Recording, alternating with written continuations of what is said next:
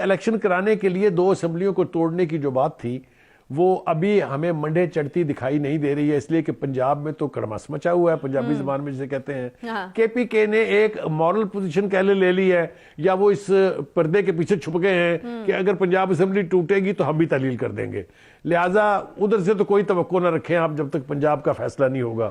پنجاب کا فیصلہ جو ہے وہ اس لیے نہیں ہو، ایک تو پورے کی پوری لوٹ جو ہے پی ٹی آئی کی وہ اس حق میں نہیں ہے کہ اسمبلیاں توڑ دی جائیں، یہ پہلے بھی بات ہو چکی ہے، میں آپ کو پھر کہہ رہا ہوں، اور اس کا پتہ اس وقت چلے گا جب یہاں ووٹنگ کی نوبت آئی، چاہے وہ ووٹ آف کانفیڈنس کے لیے ہے، چاہے وہ ووٹ آف نو کانفیڈنس کے لیے ہے، چاہے وہ سپیکر کے خلاف ووٹ آف نو کانفیڈنس ہے، چاہے ڈپٹی سپیکر کے خلاف ہے۔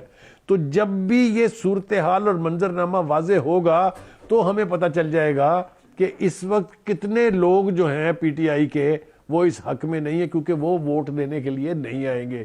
میں نے پہلے آپ کے سامنے بیٹھ کے 26 کا فگر آپ کو دے دیا تھا، میں آج بھی اپنی بات پہ قائم ہوں، کیونکہ اگر ان کے پاس نمبر پورا ہوتا تو اس وقت تک پرویز الہی صاحب ووٹ آف کانفیڈنس لے کے اسمبلیاں تحلیل کرنے کا عمران خان کا خواب پورا کر چکے ہوتے۔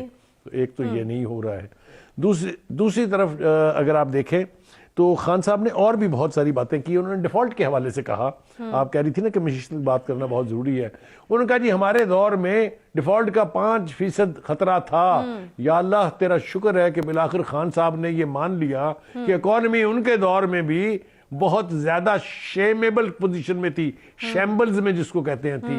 یہ اقرار ہے، یہ کنفیشن ہے، اقبالی بیان ہے یہ، کہ وہ پہلے کہتے تھے نا ہماری تو اکانومی شوٹ کر رہی تھی، آسمان پہ جا رہی تھی، ہمارا تو گروتھ ریٹ یہ تھا، ہماری تو اوورسیز کی ریمیٹنسز یہ تھی، ہماری ٹیکس کلیکشن تھی، یہ سارے دعوے آپ نے سنے ہوئے نا۔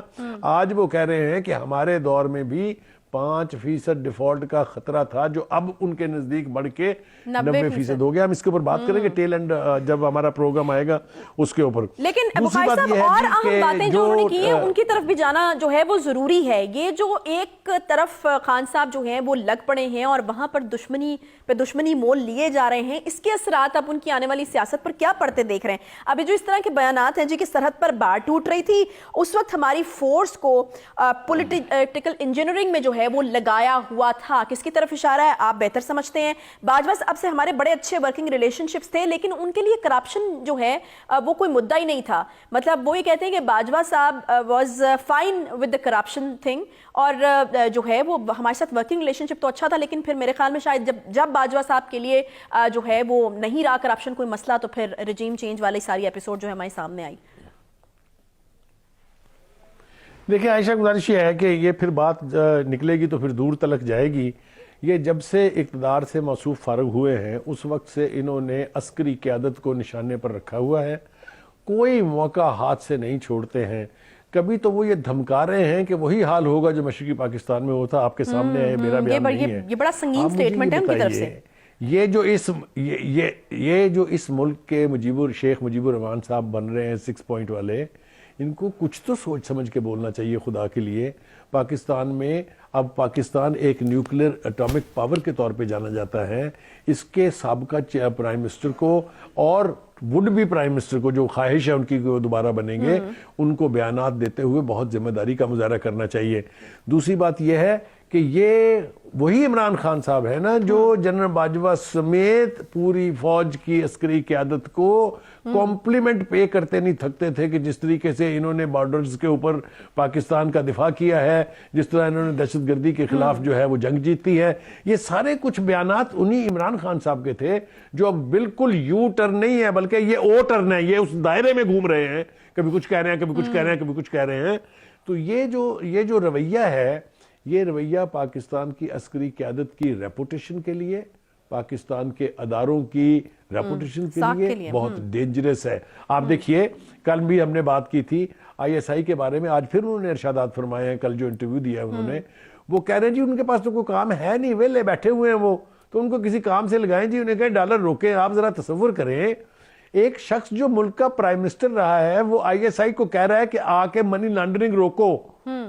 یعنی جتنا آپ سیاست سے دور کرنے کے لیے لوگوں نے کیمپینز کی ہیں، جتنا فوج خود کہہ رہی ہے کہ ہم اے پولیٹیکل ہو گئے ہیں، اللہ کے واسطے ہم کو اس میں نہ گھسیٹیں، آپ ان کو نئے رول دے رہے ہیں۔ بھئی آپ ہیں کون؟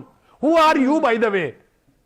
آپ طے کریں گے یہ کہ آئی ایس آئی کا رول کیا ہوگا. یار خدا کے واسطے یہ چیزیں پارلیمنٹ کے اندر آرمی ایکٹ کی صورت میں طے ہو چکی ہوئی ہیں کہ کس کا کیا رول ہے.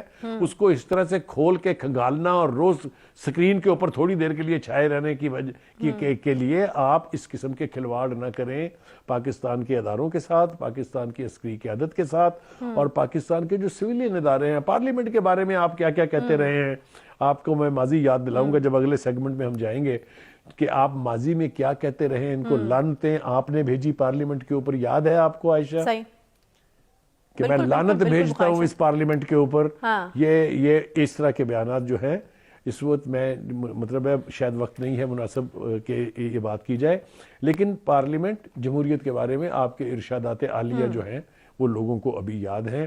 لوگوں کو ابھی یہ بھی یاد ہے کہ آپ اگر یعنی بد کلامی پر اتر آئیں تو کوئی لمٹ نہیں ہے, اگر آپ رویے بد رویے پر اتر آئیں تو کوئی, آپ شلواریں دھو کے لٹکا دیتے ہیں سپریم کورٹ کی بلڈنگوں پر, آپ ٹرک لے کے جنگلے توڑ دیتے ہیں پارلیمنٹ کے, آپ پاکستان کے national communication centre P T V کے اوپر قبضہ کر لیتے ہیں اور پھر آپ مبارکیں دیتے ہیں اپنے کنٹینر کے اوپر کھڑے ہو کے. کیا کیا یاد دلاؤں خان صاحب میں آپ کو, آپ نے بہت کچھ کیا ہوا ہے. آپ کو چاہیے یہ, میں نے پہلے بھی ایک دفعہ عرض کیا تھا کہ آپ لوگوں میں کیڑے نکالنے کا عمل تھوڑی دیر کے لیے روک کے اپنی پارٹی کی ری آرگنائزیشن کریں. آپ کی پارٹی میں وہ جو لوگ جنہوں نے آپ کو اس نوبت تک پہنچایا ہے ان سے نجات حاصل کریں. وجی الدین احمد, جسٹس وجی الدین احمد نے, تسنیم نورانی نے. اچھا بخاری صاحب مشورہ بہت اچھا ہے, بریک کا وقت ہو گیا. مشورہ پہلے بھی میرے خیال میں کئی بار دے چکے ہیں, اگر خان صاحب ہوتا تو یقیناً وہ مشورہ لے چکے ہوتے. پہلے بھی مجھے یاد ہے کہ آپ یہ کہہ چکے ہیں کہ اس وقت پارٹی کی تنظیم 9 پر جو ہے وہ کام کرنے کی ضرورت ہے. بہرحال استعفوں والا معاملہ بھی کھٹائی میں پڑا ہوا ہے. اس وقت خان صاحب کے ساتھ مسئلہ یہ ہے کہ جس چیز کا وہ ارادہ کرتے ہیں, جس چیز کا دعویٰ کرتے ہیں وہ ہو پا نہیں رہی ہے. اب وجوہات اس کے پیچھے کچھ بھی ہوں, اب یہ ہم دیکھ رہے ہیں کہ قومی اسمبلی میں استعفوں کا ہی معاملہ لے لیجئے, وہاں پر بھی جو ہے کسی کروٹ جو ہے وہ اونٹ بیٹھنے میں نہیں آ رہا ہے. یہاں پر کیا معاملات ہیں؟ اس کے علاوہ پنجاب میں ایوان وزیر اعلیٰ سے بڑی عجیب و غریب قسم کی خبریں آ رہی ہیں کہ وہاں نوازشوں کا سلسلہ جاری ہے. آخر اس کے پیچھے کیا وجوہات ہیں, اس پر بھی جو ہے ہم بات کریں گے. چھوٹا سا بریک لیں گے, ساتھ رہیے.